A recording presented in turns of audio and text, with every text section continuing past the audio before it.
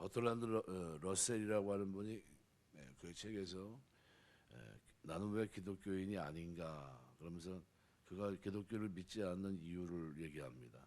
하나님은 악하고 잔인한 신이다 이렇게 얘기했습니다. 그렇게 얘기한 이유는 뭘까요? 하나님을 정확하게 알지 못했기 때문입니다. 그러니까 알지 못하면 엉뚱하게 판단할 수 있다는 거죠. 오늘 시편 13편에서 다윗이 하나님에 대해서 정확하게 알고 있는 자신의 신앙을 그대로 표출하고 있습니다. 오늘 1절, 2절 보면 하나님께 자기의 마음을 그대로 드러내는 게 기도입니다. 그래서 마음을 표현하는 것이 굉장히 중요한데 1절, 2절을 보시면 그 마음의 상태를 그대로 표현해 주고 있습니다. 우리 하나님 앞에 기도할 때 기도는 멋있게 하는 게 아니라요. 마음의 속에 있는 마음을 그대로 하나님 앞에 드리는 겁니다. 하나님 여호와 앞에 하나님 앞에 어느 때까지 나를 영원히 잊으시겠나이까? 주의 얼굴을 나에게서 어느 때까지 숨기시겠나이까? 나의 영혼이 범민하고 종일토록 마음에 근심하기를 어느 때까지 하오며 내 원수가 나를 치며 자랑하기를 어느 때까지 하오리까?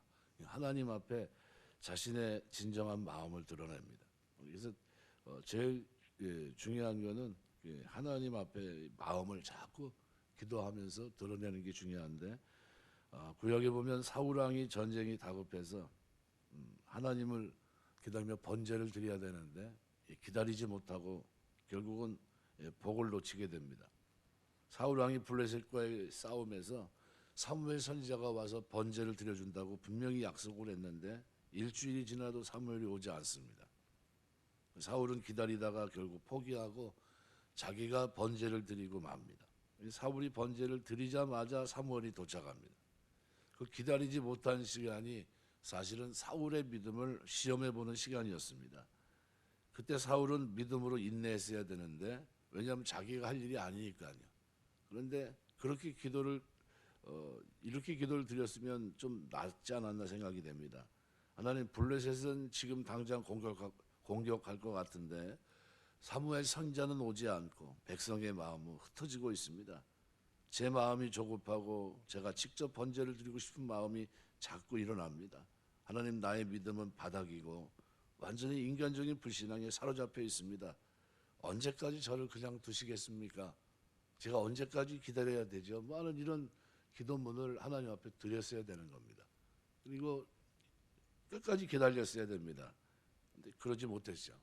누가복음 8장에 보면 41절부터 56절에 보면 회당장 야이로의 이야기가 나오는데 자기 딸이 병든 것을 보고 예수님 앞에 가서 무릎 꿇고 치료해 줄 것을 간청합니다. 예수님이 오시는 길에 혈루증 걸린 여자를 치료하시면서 시간을 지체하는 동안에 딸은 죽어버립니다. 그런 야이로에게 예수님은 두려워 말고 하나님을 믿기만 하라고 위로하십니다.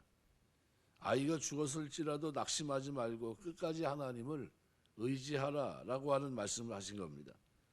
우리가 하나님을 의지하는 것은 결코 헛된 일이 아닙니다. 하나님은 끝까지 의지하는 것은 죽음의 권세마저도 이기게 하시는 하나님의 능력을 체험하게 합니다. 예수님께서는 죽은 아이를 살려주시면서 야이로의 기다림이 헛되지 않았다는 것을 증명해 줍니다. 끝까지 하나님을 의지하고 기다리는 사람에게는 하나님의 큰 은혜와 복이 임하는 것을 우리가 볼 수 있습니다. 우리가 신앙생활하면서 기도생활은 자기 마음을 하나님 앞에 표출하고 기다리는 겁니다. 인내하면서 하나님 제 상황은 이런 상황입니다.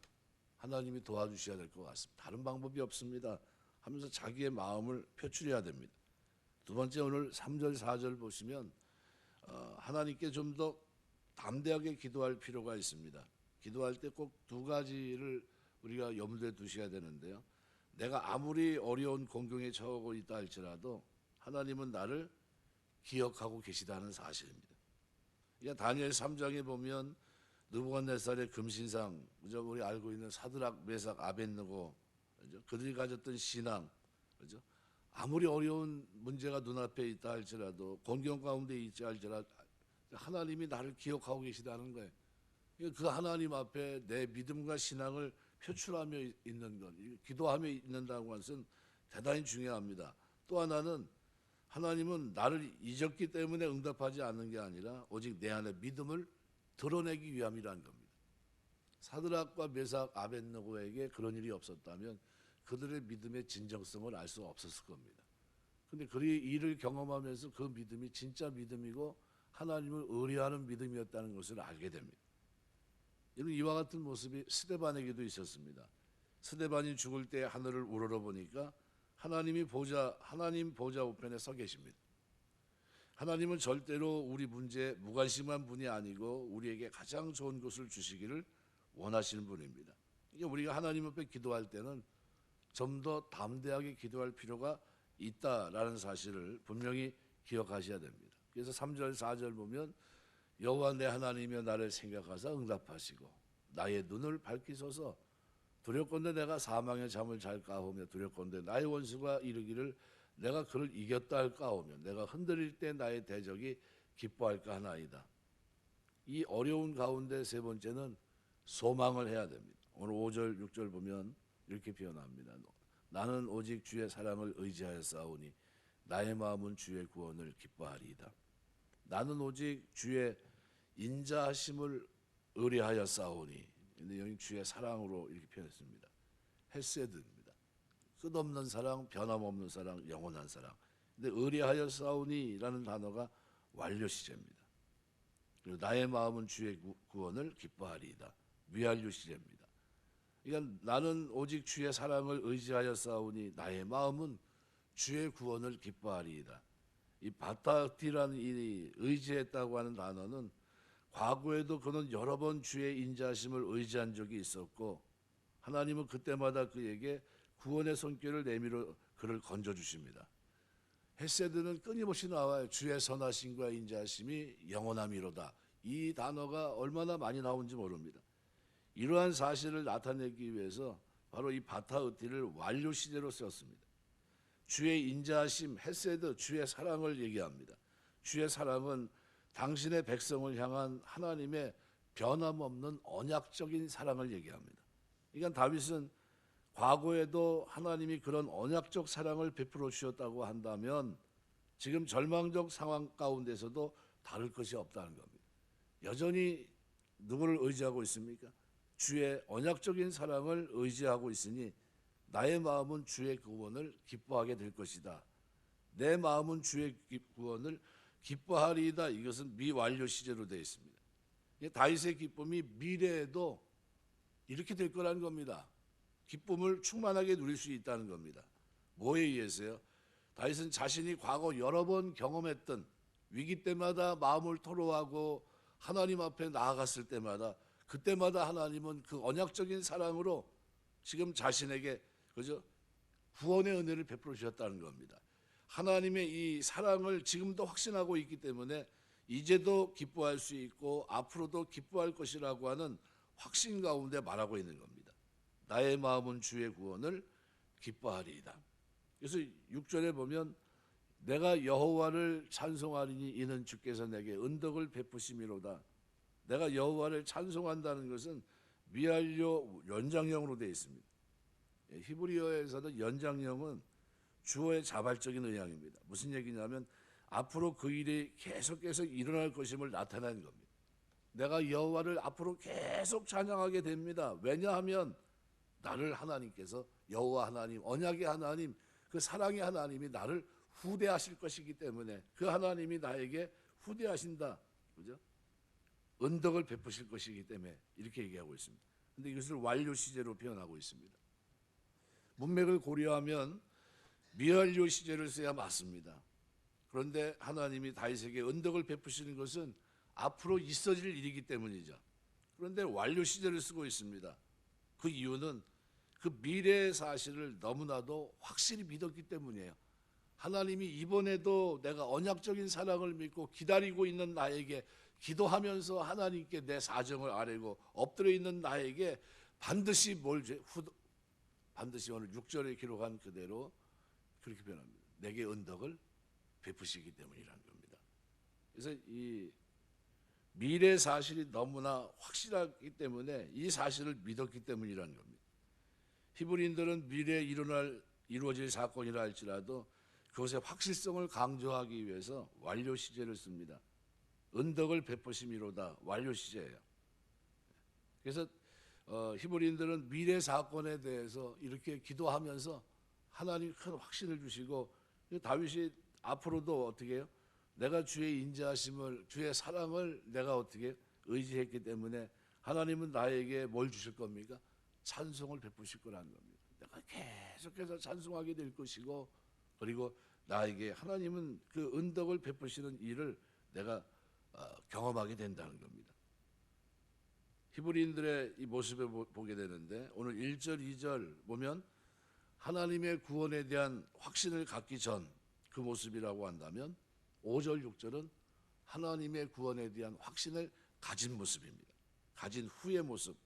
이 상황이 대조적으로 나타납니다. 1절, 2절은 여호와는 자신과 맺은 언약을 지켜주기를 간구하면서 하나님 여호와 이름을 불렀다고 한다면, 6절에서는 여호와는 언약을 지키사 자신을 구원해 주실 것이라는 그 선취적인 신앙으로 인한 기쁨으로 사용되고 있습니다. 위기라고 하는 단어, 영어 크라이시스라고 하는 단어는 그리스어에서는 나누다, 선을 긋다라는 의미를 지닌 크리네오 동사에서 나왔습니다. 이것은 뚜렷한 획을 긋는 전환점, 분기점이란 뜻을 갖고 있습니다. 브리테니커 백과사전에서는 크라이시스를 터닝 포인트 for better of worse 이렇게 되어 있습니다. 좋아지거나 나빠지게 되는 갈림길이라고 해석해 놨습니다. 고난의 자리에서 망하는 사람이 있고, 고난의 자리에서 하나님을 의뢰함으로 믿음을 지키고 하나님의 인자하심을 맛보고 찬송이 터져나오는 사람이 있어요.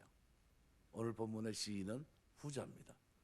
똑같은 위기인데 그 위기에서 절망하고 좌절한 것이 아니라 그 위기에서 하나님을 의지하고 찬송이 터져나오고 하나님의 인자하심을, 어떻게 그 후덕하심을, 그 하나님의 모든 은혜를, 은덕을 베푸십니다. 이것을 경험합니다. 신앙생활은 맛보는 겁니다. 너희는 여호와의 선하심을 맛보알지어다. 그의 선하심과 인자하심을 맛보는 게 신앙생활인데, 오늘 본문의 시인은 여호와의 선하심, 인자하심을 맛보고 있습니다. 고난 속에서 구체적으로 기도하는 것은 승리하는 비결이고요. 하나님은 기도하는 사람에게 마음의 평안과 고난을 이길 힘과 확신을 주십니다.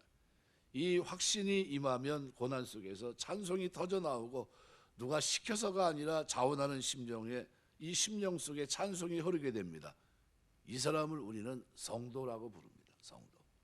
성도는 위기 속에서 찬송이 터져나오는 사람이고요, 위기를 극복하고 나아가는 하나님의 의지함으로 승리하는 사람들을 우리는 성도라고 부릅니다. 그래서 어거스틴은 고통이란 수를 놓은 천과 같다. 뒷면에는 많은 색깔의 실이 무질서하게 엉켜있을 뿐이지만 때가 지고 모든 것이 때가 지나 다 완성된 후 앞면을 보면 한없이 아름다운 문양을 볼 수 있게 된다. 이렇게 했습니다. 우리 신앙생활은 앞면을 보기 위해서 뒷면에 말로 표현할 수 없는 많은 색깔이 무질서하게 엉켜있는 것 같지만, 이 고난을 통해서 의지한 자에게 찬송과 인자하심을 경험하게 하는 놀라운 축복입니다. 그래서 고난 중에 하나님을 신뢰하고 인내하면 여러분의 삶에 하나님의 축복의 걸작품으로 하나님이 만들어 주실 줄 믿습니다. 고난 중에 하나님을 의지해야 돼요. 터닝 포인트입니다. 이 터닝 포인트에서 내가 어떤 자세를 가졌는가, 그리고 어떤 믿음을 가졌는가, 이것은 내 신앙의 질을 결정합니다. 말씀을 맺겠습니다. 나는 오직 주의 사랑을 의지하여 싸우니, 완료 시제입니다. 내 마음은 주의 구원을 기뻐하리다. 미완료 시제입니다. 과거에도 여러 번 주의 인자하심을 의뢰한 적이 있었는데, 하나님은 그때마다 그에게 구원의 손길을 내밀어 그를 건져주셨고, 이러한 사실을 나타내기 위해서 그는 바타흐티라는 이 단어, 의리하여 싸우니라는 단어를 완료 시제로 썼습니다. 하나님을 의리하며 이 땅을 살아나게 되시길 주의 이름으로 축원합니다. 주의 인자하심, 그 헤세드는 당신의 백성을 향한 하나님의 변함없는 언약적인 사랑입니다. 다윗은 이 언약적인 사랑을 꽉 붙잡고 있어요. 과거에 하나님이 그가 언약적인 사랑을 베풀어 주신 그런 하나님을 그가 믿고 있었고, 그 하나님이 지금도 자기는 절망적인 상황에 있지만 똑같이 그 언약적인 사랑으로 자기를 붙들어 주실 것이라고 그는 믿었던 겁니다. 그래서 그는 내 마음이 주의 구원을 기뻐하리다. 미알려 시제, 이걸로 다윗의 기쁨이 미래에도 계속될 것을 나타냅니다. 누구 때문에요? 언약적 사랑을 의지하고 위기 속에서 포기하지 않고 하나님을 기다리고 또 기다렸더니 마침내 나에게 하나님께서 내 삶에 기쁨을 주시고, 이것이 한 걸음 더 나가서 하나님을 찬양하고 또 하나님의 후대하심, 은덕이 넘으시는 은덕을 베푸심을 우리가 경험하게 된다는 사실을 분명히 말씀해 줍니다. 위기는 내 인생에 있어서 터닝 포인트라는 사실을 꼭 기억했습니다. 더 좋아지거나 나빠지거나의 터닝 포인트예요. 이 때를 만날 때마다 언약적 하나님의 사랑을 기억하세요. 그리고 그 하나님 앞에 기도의 자리로 나가서 기도할 때 하나님은 우리의 삶을 붙들어 주시고 우리에게 찬송할 수 있도록 하나님의 후덕하심, 은덕을 베푸심을 경험할 수 있도록 인도하실 줄 믿습니다. 이 믿음이, 이 축복이 저와 여러분의 믿음의 생활 속에 늘 충만케 되시길 주의 이름으로 축원합니다. 기도하겠습니다.